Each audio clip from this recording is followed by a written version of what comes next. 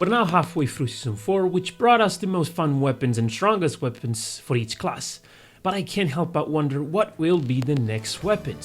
So welcome to today's video where we will be talking about what I would like to see in Season 5. Before we dive in though, we need to remember that every single weapon that has ever been added in the finals or is in the finals always aims to be as iconic as possible or as different as possible from every other weapon that is already in the game. Just one last quick message: if you're enjoying the weapon suggestions and would like to see them being added in the game, please like the video so that our beautiful developers may see this. That being said, let's jump in the video starting with the light.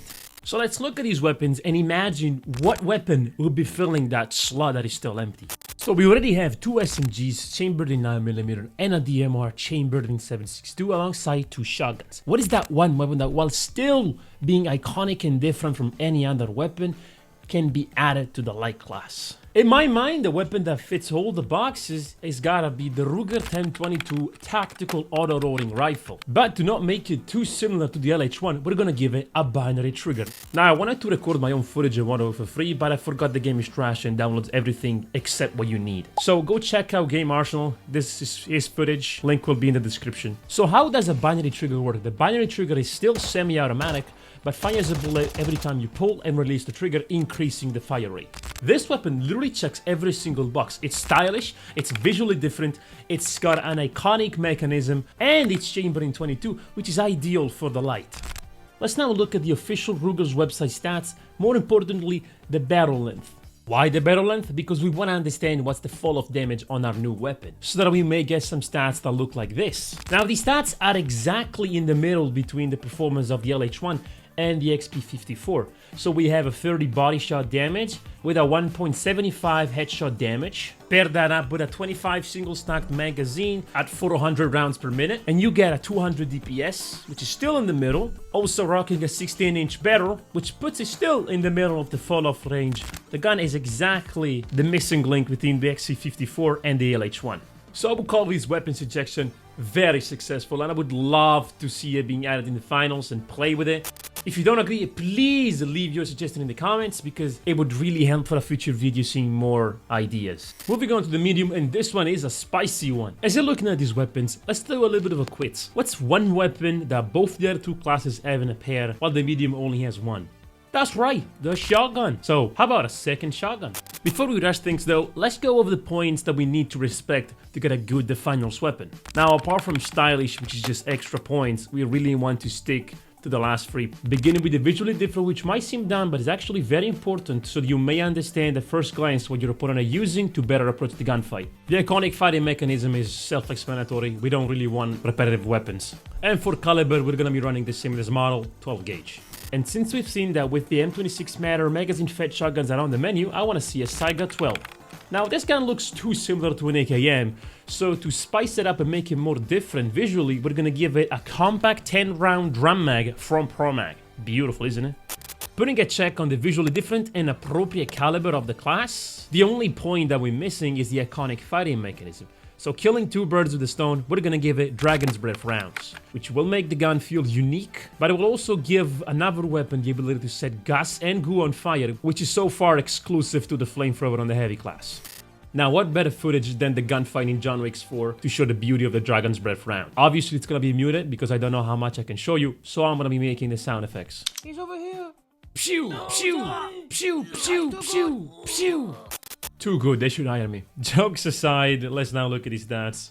I want to go more in depth with these numbers because I did put some thoughts into them. The overall performance of the weapon is intended to have a higher DPS for much less range and a much wider spread.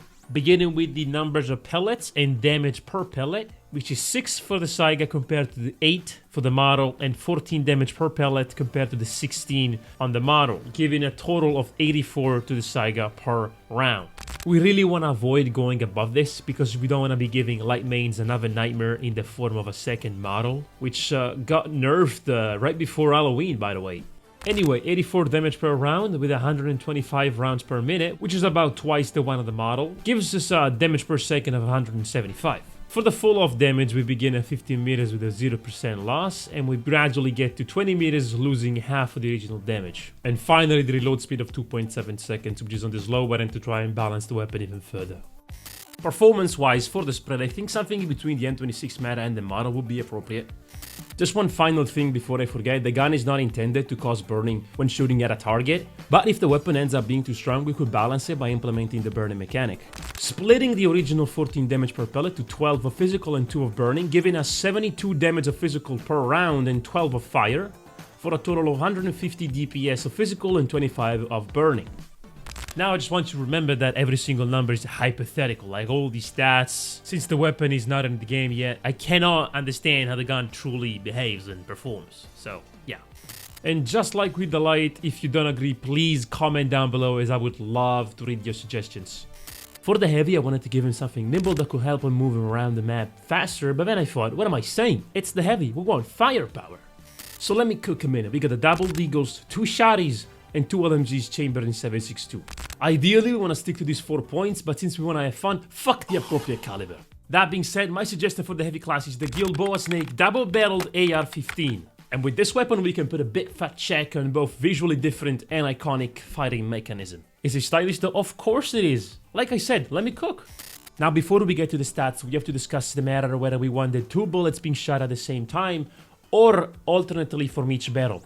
Whatever we choose, I think the stats should look something like this. Compared, for example, to the Lewis gun, our Gilboa Snake has a slightly shorter range for higher DPS of 195 damage per second, but every single bullet deals 18 damage to the body, shot at 650 rounds per minute, out of 2 15 rounds magazines for a total bullet capacity of 30.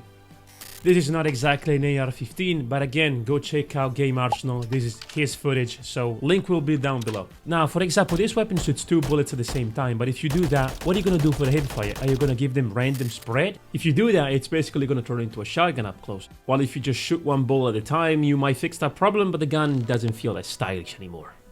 Now, the weapon is designed to be used at mostly a mid-range, and that's why I give it such a big stretch, 18 meters to 33 meters, compared to the Lewis gun that you see right now, where 33 meters is exactly where the fall-off begins. That being said, I think the weapon is another successful suggestion. And just like the other 2 weapons, please comment your ideas, as any suggestion could really make it in the next video like this. And there you go, we've reached the end of the video. I hope you had as much fun as I did making this video. Like if you'd like to see the weapons being added to the game. Maybe we can get this video to be seen by an Ember developer, and who knows, maybe they'll actually add the weapons. That's it. Thank you for watching. See ya.